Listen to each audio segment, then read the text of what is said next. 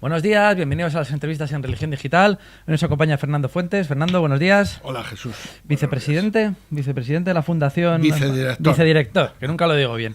Vicedirector de la Fundación Pablo VI. Nos vienes a presentar una guía interesante que tiene una cierta historia. Se llama Guía para la enseñanza de la doctrina social de la Iglesia. Doctrina social de la Iglesia, que es un concepto poco utilizado en la teoría, pero muy presente en la vida de la Iglesia. Cuéntanos un poco de dónde surge esta guía. Esta iniciativa llevamos ya trabajando en ella 4 o 5 años, desde el año 2010 exactamente. Un grupo de profesores de la Universidad Pontificia de Salamanca,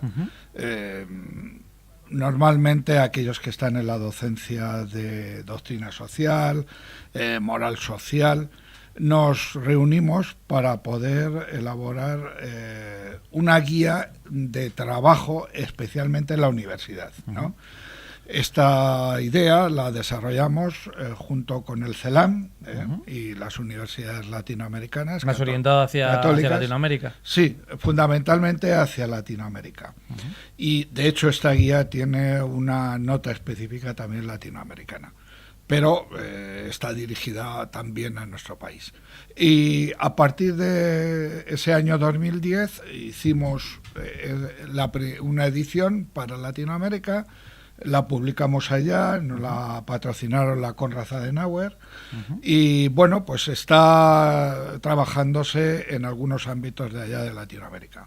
Y ahora, 4 años después, los contenidos de doctrina social, se habla de doctrina, pero ciertamente esto es lo más cambiable que se pueda ver. Tiene que tener en cuenta las situaciones de cada persona. Y las realidades cambian hoy día con la globalización en este mundo, por eso hablo de Latinoamérica, hablo de España, hay muchas cosas que compartimos y evolucionan notablemente, y esto es lo que nos ha llevado de nuevo a meternos en esta idea. Y acaba de aparecer, creemos, fundamentalmente va a ir allí a los países latinoamericanos, será publicada en Colombia, en México, en Argentina, PPC Latinoamérica, es quien la va a distribuir allá, y otra parte pues acá en España. Decías en Latinoamérica y España, pero bueno, es verdad que en cuestión de Iglesia y en cuestión mundial, global, el eje está cambiando. Ya está balanceándose hacia el continente donde más. Bueno, nosotros ya teníamos conciencia y práctica de esto. De hecho, la mayoría de los profesores que estamos en esta guía viajamos a Latinoamérica todos los veranos, porque tenemos otro programa, no solo de publicaciones, sino un máster en doctrina social allá, que llevamos ya practicando la docencia desde hace 8 años, ¿verdad? Y por esto tenemos también una cierta capacidad de poder hablar de las cosas, porque nuestros interlocutores, alumnos, son latinoamericanos, y esto hace que tengamos una opinión y una valoración, ¿no? Por eso periódicamente hay que renovar las publicaciones, y ahora más con el Papa Francisco. O sea, de hecho, la guía hemos esperado 2 meses para ver un poco cómo se desarrolla el pensamiento del Papa, y hemos tenido la oportunidad y el regalo de la exhortación Evangelii Gaudium, que ya hemos incorporado textos. Que es un compendio de doctrina social de la Iglesia, también un texto programático en ese sentido. Poder ayudar con los estudios recientes. Esto, sobre todo, facilita, porque uno de los grandes recursos que tiene la metodología, facilita poder enseñar el pensamiento social en distintas plataformas y ámbitos. Por definición, doctrina social de la Iglesia abarca muchísimos campos, pero centráis creo que son en 6 puntos. Sí. ¿Cuáles son? Los grandes puntos de la temática de la guía, partimos de ver, juzgar y actuar. Por tanto, en el ver nos fijamos cuál es el desafío mundial en Latinoamérica, qué es lo que está ocurriendo.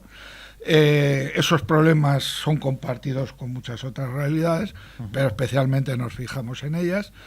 Todo lo que significa el fenómeno de la migración, de la globalización, de la inequidad, como dice Francisco, todo ese fenómeno pues lo ponemos como pórtico de trabajo de la guía, ¿no? Y a partir de ahí vamos tratando temas ya sectoriales o específicos. La cultura, la política, la economía, los medios de comunicación, que ya son de algún modo tratamiento sistemático, ¿no? ¿Y cuál es el papel que tenemos como cada uno nuestro papel de responsables de Iglesia en cada uno de estos temas? ¿Cuál es la voz?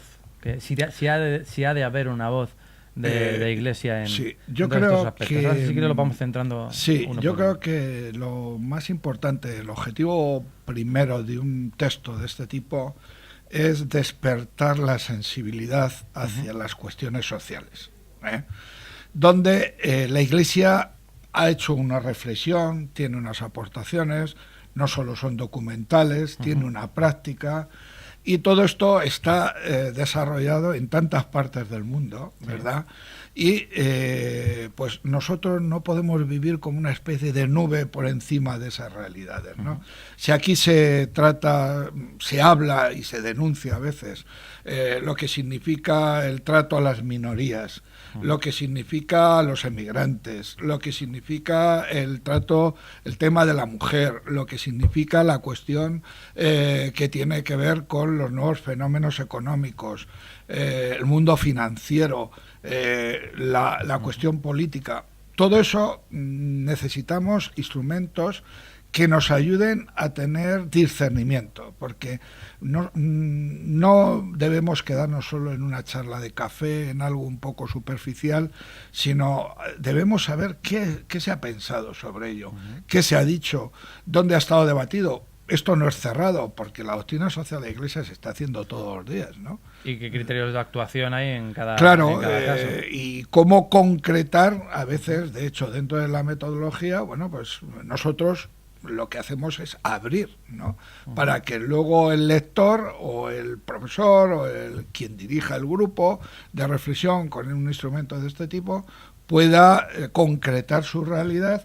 Pues está en Argentina, como si está en México, como si está aquí en Madrid, ¿no? Estamos, si quieres, por el tema de la migración. Estamos asistiendo a nivel, en España, pero también a nivel mundial, a un fenómeno que no es nuevo, pero que se está dando en España a lo mejor con más virulencia también mediática, que es el de las famosas vallas, las concertinas y demás. A nivel global es uno de los temas que también ayer abordaron el Papa Francisco y Obama, el tema de los indocumentados estadounidenses que están siendo deportados a México están siendo sacados de Estados Unidos. Estamos viendo, el Papa también va a viajar a Tierra Santa. Ayer se anunció el programa y va a visitar a estos refugiados de la guerra, que también son inmigrantes, como el propio Jesucristo lo fue.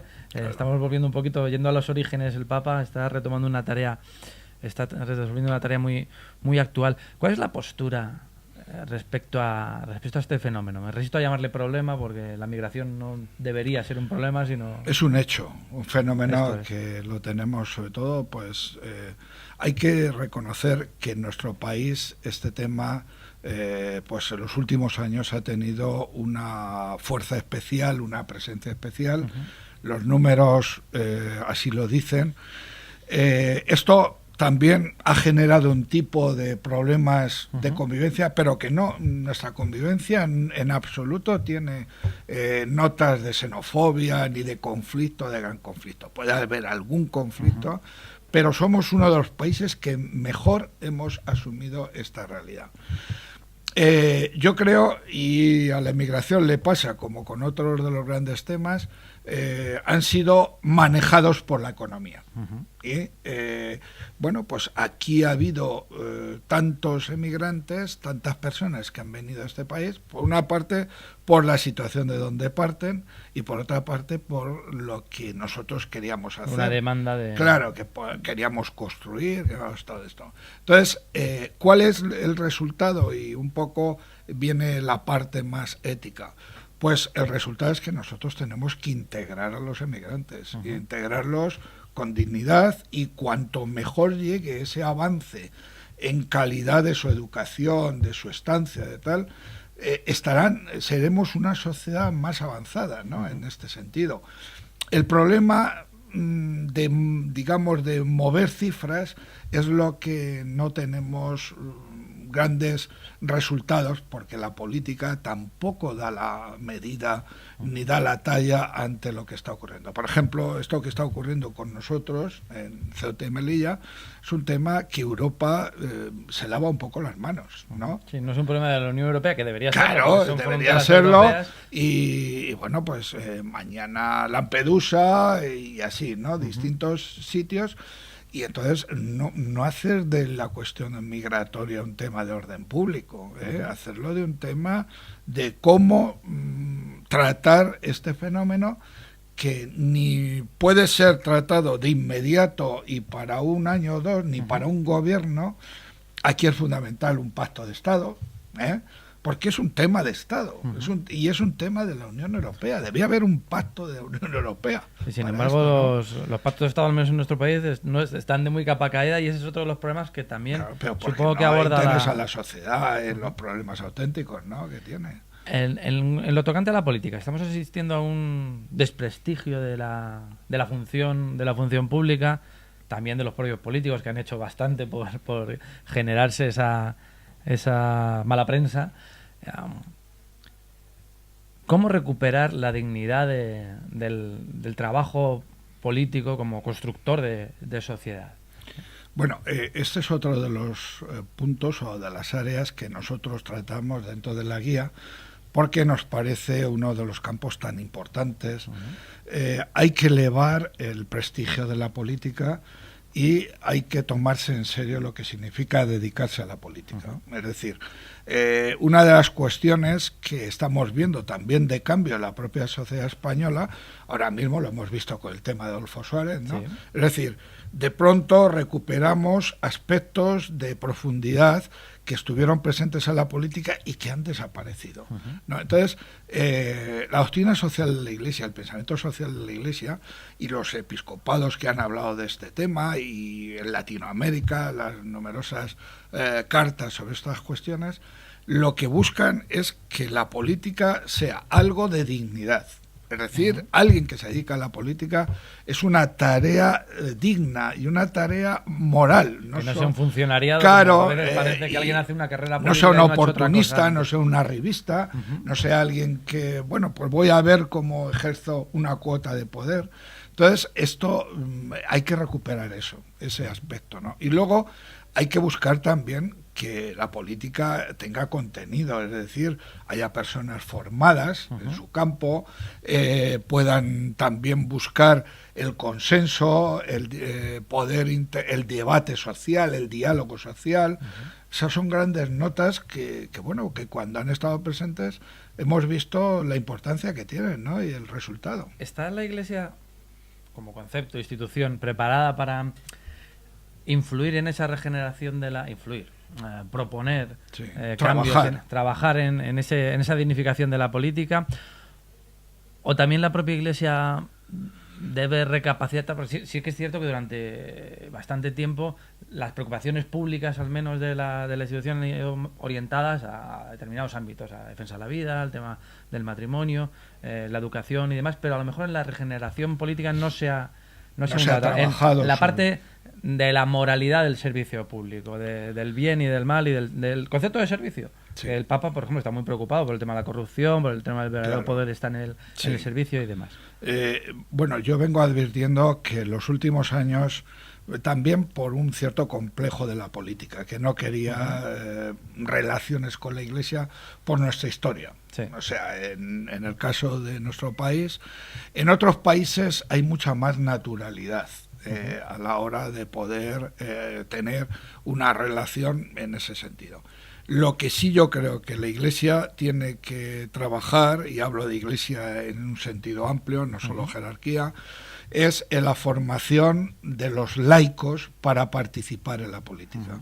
Y hay, pues en otro tiempo, yo recuerdo, cuando estábamos en la conferencia episcopal recibiendo noticias de Italia, de cómo se estaban poniendo en marcha escuelas sociales, había trabajo de congregaciones religiosas, por ejemplo jesuitas, trabajaban en la formación ética del mundo político, interpartidista. No, todo esto sí que se ha trabajado, se dejó por esto que estoy comentando, también por la desaparición de la democracia cristiana en Italia, y en España no ha cuajado nunca esa democracia cristiana, pero yo creo que el laicado tiene que empezar a recuperar y no mirar siempre a los obispos. Es decir, los políticos tienen un cierto complejo de que solo a ver qué dice no reproducir el modelo Añastro, que se supone etcétera, que intentamos, ¿no?, combatir. Claro, con entonces, la misma fórmula. Yo creo en un trabajo más de base y en un trabajo de participación de política, por ejemplo, pues niveles locales, partidos regionales, iniciativas de sociedad civil. Es que eso es política también. Es que a veces olvidamos, claro, que se puede hacer política y que se debe hacer política también. Política. Que una cosa no quita la otra, que no se tiene que echar a los políticos del Parlamento para que el pueblo pueda influir, que hay otras... Hay muchas formas de hacer política. Y es una visión miope contar políticos en los partidos. Sí. Que eso es una visión muy miope. Es más bien lo que hay que hacer es ver cómo trabajamos en esa base para que se vaya generando sociedad civil con una presencia de la ética cristiana también, que es un trabajo por los demás, que es un trabajo a veces con una motivación desinteresada, etcétera. Caritas, que es una institución que conoces perfectamente bien, presentó ayer un adelanto del informe FOESA con una serie de propuestas bastante interesantes que hablaban, aparte de las propuestas, de la necesidad de un cambio de modelo socioeconómico. Ellos hablaban, siendo más o menos efectistas, el tema de que con la mitad del dinero que vamos a dedicar a rescatar las autopistas se podría acabar con la pobreza severa en España, sí. Que es verdad, hay datos que lo demuestran. Y dices, si no se hace esto, no es tanto un problema de que no se pueda hacer, sino probablemente de que no se quiera hacer. Y ahí eso nos lleva a hablar del modelo de sociedad y del modelo de esa economía, que dice el Papa también, la economía que acaba matando, esa economía deshumanizada, el modelo económico que estamos, parece, o dicen, o macroeconómicamente saliendo de una crisis, sin haber cambiado el modelo que nos llevó a una crisis que ha destrozado a la clase media, que nos ha convertido en sociedades desiguales. Los ricos son cada vez más ricos, cada vez hay más pobres que tienen más necesidades y no hemos conseguido cambiar el modelo. ¿Cómo abordar esa situación? Bueno, yo soy miembro del patronato de FOESA desde hace bastantes años y estos estudios pues tengo y los conozco también previamente y se planifican ahí. Yo creo que FOESA hace un gran trabajo, sobre todo en el campo sociológico y ético, de poder anunciar pistas por donde ir en lo que es el modelo económico-social. Porque a veces nos olvidamos que hay muchos estudios y demás, pero hay Caritas en 6.000 lugares de nuestro país, en casi todas las parroquias. Tenemos un observatorio de la realidad importantísimo que se está utilizando y que se está sistematizando también a través de FOESA. Por eso decía que seguramente la cuestión de las cifras, si FOESA utiliza mensajes que puedan ser entendibles fácilmente, no es que se proponga que se aplique un dinero y con eso erradicamos la pobreza. Lo que sí es poner los acentos de un modelo económico que va hacia otro lado, que debe ir hacia otro lado, y que esto supondría seguramente la recuperación de mucha gente. Antes de entrevista yo paseaba un ratito por ahí y veía y pensaba en el tema del desempleo. He visto bastante gente por ahí paseando o estando ociosa porque están desempleados, la mayoría de ellos, ¿no? Entonces, a mí me parece que esta prioridad para un país pues es algo tan fundamental que es el origen de muchas de estas situaciones. ¿Pero por qué no somos capaces de cambiar el modelo, Fernando? Pues no somos capaces porque seguramente nos hemos metido en un berenjenal, como nos hemos metido, que ni somos nosotros solos, pero hemos cedido un poco a la tentación de poner un modelo como que explota en un momento, como el modelo inmobiliario, apoyado en el dinero del consumo, de creernos ricos en un momento, ¿Por qué no le ha pasado esto a otros países? Seguramente la culpa la tiene una parte de la política nuestra, es decir, porque hasta Portugal tiene menos desempleo que nosotros, ¿no? ¿Y qué decir de Italia? ¿Y qué decir de Francia? Es que nosotros no estamos en Oceanía, estamos ahí en medio, ¿no? Y somos un país rico. Claro, somos un país que tiene recursos para muchas cosas, pero para otras, pues seguramente esto que hemos vivido, es que se nos olvida que hace 10 años nosotros estábamos brindando por un bienestar que era inimaginable. Y entonces, claro, esto ha sido el batacazo padre. No hemos tenido en cuenta el tema de las vacas flacas. ¿Sí? Claro, y ha sido el batacazo padre, ¿no? Entonces, ese modelo que debe ser sustentado en un equilibrio social mayor, y ese equilibrio social que ahora lo vemos que está afectado, porque es cierto, las clases medias están desapareciendo, diluyéndose, es decir, ahora van a comedores de Cáritas, van gente que no sabes, no identificas que es pobre, y esto con una cierta naturalidad, y a otros les da vergüenza ir, y les llevamos la comida a su casa. Estamos volviendo a hablar de aquellos pobres los pobres vergonzantes. Claro, pobres vergonzantes. Entonces, esa situación es tremenda, ¿no? ¿Y hasta cuándo va a poder resistirse a esa situación? Pues bueno, ojalá esto ya empiece a verse de otra forma y dé la oportunidad de cambiar el acento. Eso es lo que se está diciendo. No tanto tomar una medida determinada, sino poner, lo que decían también ayer en Cáritas, cambiar el modelo y poner en el centro a la persona y a sus claro, a sus necesidades, claro, de bueno, cómo poder responder mejor a un pensionista, cómo poder responder mejor a una persona que necesita sanidad. Todo eso, yo creo que siempre hay opciones. Es decir, cuando te gastas dinero, cada uno sabe perfectamente, y esto en la economía del país también sabe que siempre hay opciones, ¿no? Y seguramente, a lo mejor, podríamos haber tirado algún banco abajo y nos hubieran sobrado 10.000 millones de euros, y no hubiera pasado nada. Hubieran habido 1.000, 2.000 de desempleo, pero se genera un dinamismo, estoy hablando de 10, 12.000 millones de euros, ¿no? Sí. Y no hubiera pasado nada. O sea que en realidad... A veces hablamos de dinero como si no... Claro, si no por eso digo... Es un dineral, pero que comparado con las cifras que estamos manejando ahora es ciertamente y con las necesidades de mucha gente, ¿no? El tema de ¿qué le supone para un banco o para una entidad el que haya 5.000 familias para varios bancos que no pueden pagar la hipoteca de pronto y que necesitan un año para pagarla? ¿Qué problema hay si lo están haciendo en otros temas? Claro.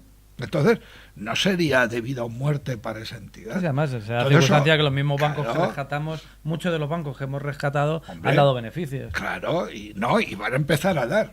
Es decir, mañana... Y no van a devolver directamente ellos ese dinero. Empieza, claro, y la gente que se ha ido a la calle, pues no, está en la calle, ¿no? Y se indigna, aunque hay cosas que no se deben aceptar, pero a veces se entiende de determinadas... Sí, hay situaciones familiares que sí se entienden.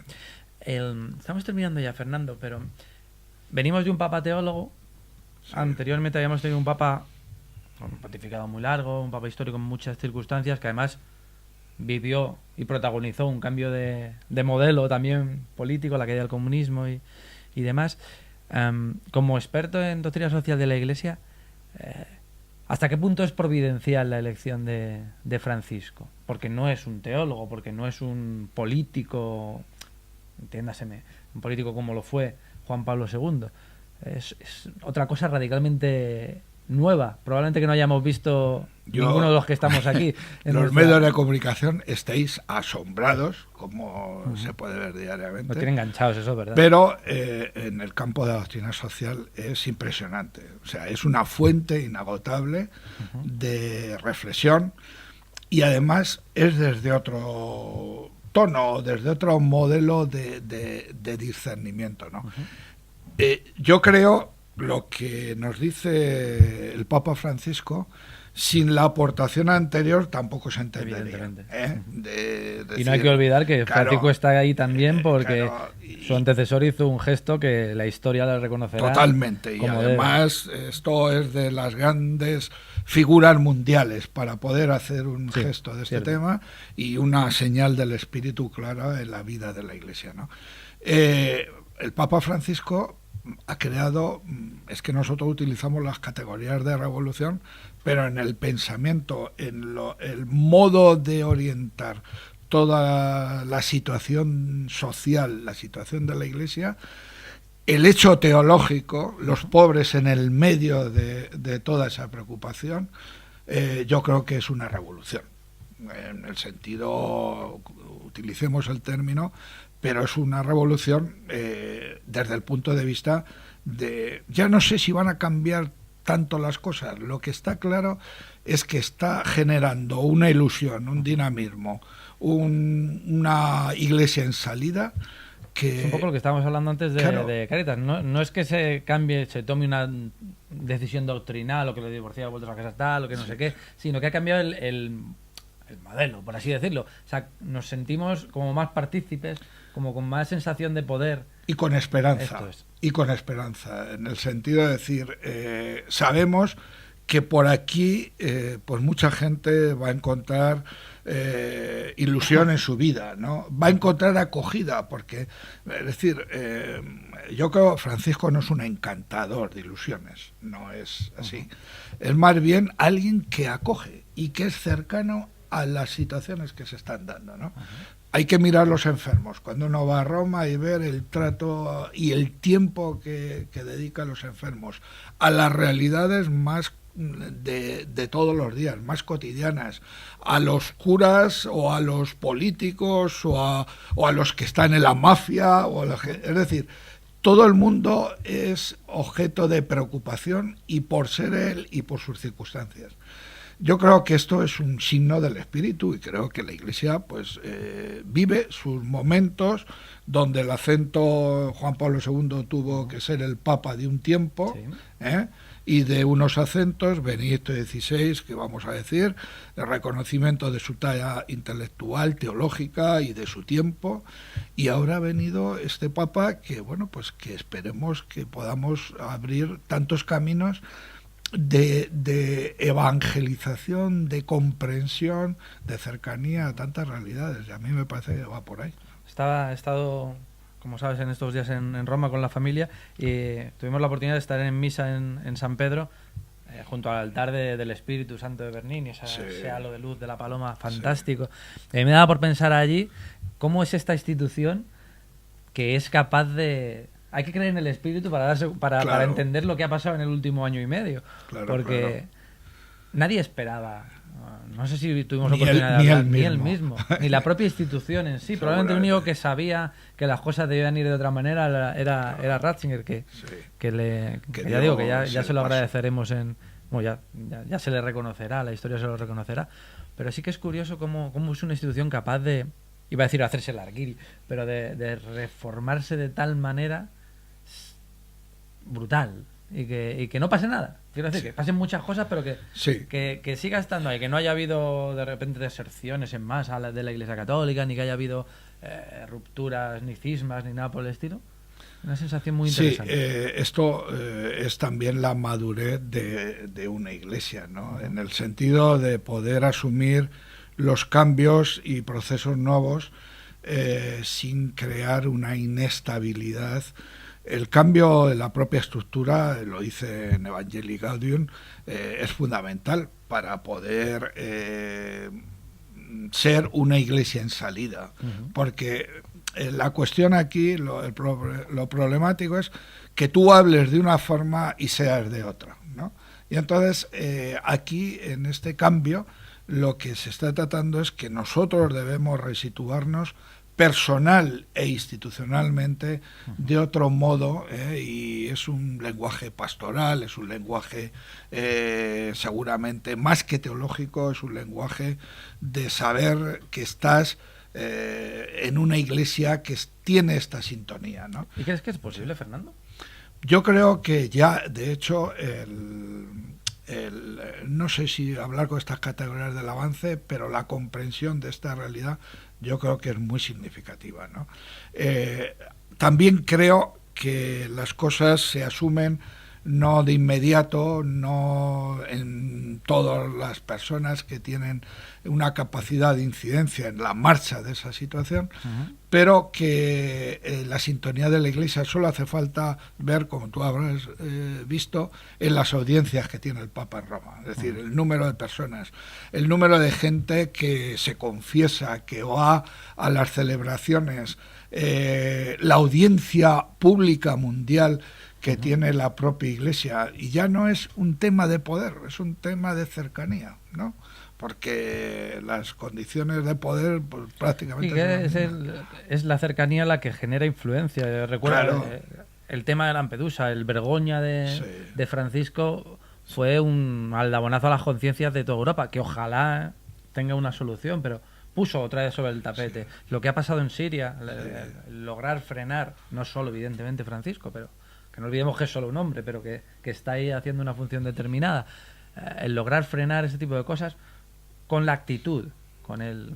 Sí, y yo creo que la cuestión, por ejemplo, que ocurrió ayer entre Obama y Francisco, el tema de la comprensión de la pobreza en el mundo, puede ser que también tenga un cierto influjo en políticas donde se deciden muchas cosas. Pero vamos a ver, ¿no? Pronto. Yo creo que vamos a ver pronto cuál es la influencia real de esta reunión en la política de inmigración de Estados Unidos, en la política muchas de estas cosas que pueda influir en ese sentido, ¿no? Fernando, se nos ha acabado el tiempo. Ha sido un placer. Deberíamos tener estas charlas más a menudo para ir desarrollando y moviendo esa esperanza y esa alegría del Evangelio que está en la Evangelium Gaudium y que está en esta está en esta guía. Al final estamos hablando de Evangelio, estamos hablando de seguir a Jesús, desde Jesús que estuvo con los visitando a los enfermos, a los que estaban en la cárcel, a los que no tenían nada y que él mismo nació sin la tener cercanía a los más débiles. Pues muchísimas gracias, Fernando. Guía para la enseñanza de la doctrina social de la Iglesia, Fundación Pablo VI, lo publica PPC, lo podemos encontrar en las librerías de San Pablo, además, también en Religión Digital Libros, y te esperamos en cualquier otro momento. Siempre es un placer. Muchas gracias, Jesús. Y a ustedes pues les esperamos en nuevas ediciones de las entrevistas en Religión Digital. Muy buenos días.